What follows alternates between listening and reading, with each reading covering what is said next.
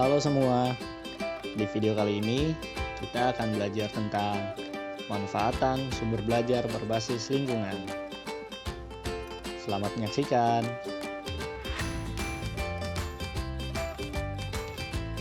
Berikut adalah tujuan kita dalam menonton video ini.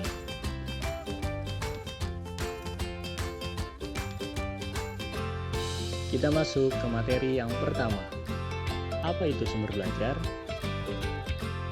Singkatnya, sumber belajar adalah semua sumber yang digunakan oleh peserta didik untuk mempermudah peserta didik dalam mencapai tujuan belajar. Menurut Profesor Dr. Yusuf Hadi Miarso, segala sesuatu yang meliputi pesan, orang, bahan, alat, teknik, dan lingkungan, baik secara tersendiri maupun terkombinasi, dapat memungkinkan seseorang untuk belajar.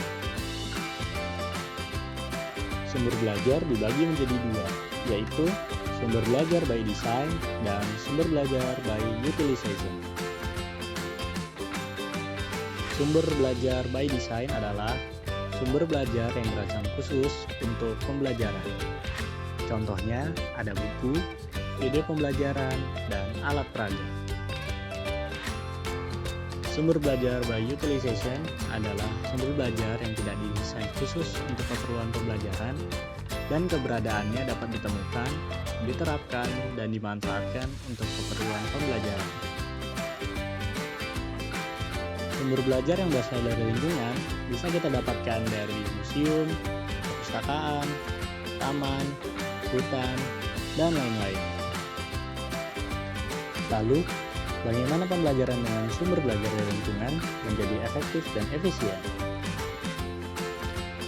Menurut Arif S. Sadiman, ada 3 langkah utama yang perlu diikuti dalam memanfaatkan atau menggunakan sumber belajar dari lingkungan, yaitu yang pertama, persiapan, yang kedua, pelaksanaan, yang ketiga, tindak lanjut. Kita akan mengambil contoh museum sebagai sumber belajar. Tahap persiapan. Pada tahap ini, kalian dapat melakukan beberapa hal, yaitu yang pertama, mencari lokasi museum. Hal ini kalian lakukan agar tidak tersesat saat menuju museum. Yang kedua, mempersiapkan biaya. Kalian harus mempersiapkan biaya untuk membeli tiket dan menyewa kendaraan. Ketiga, kendaraan. Kalian bisa menggunakan kendaraan untuk mencapai museum dengan tepat waktu.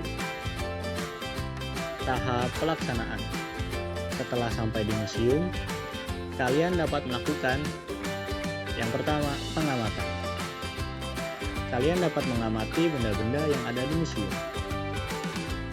Yang kedua, mencatat dan bertanya. Kalian juga bisa bertanya kepada petugas museum dan mencatat informasi yang ada. Tahap tindak lanjut.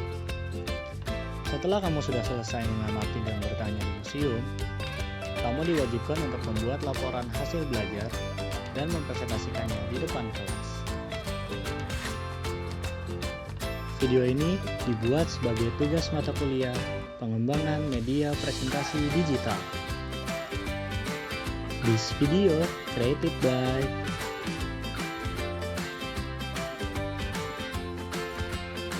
Terima kasih telah menonton.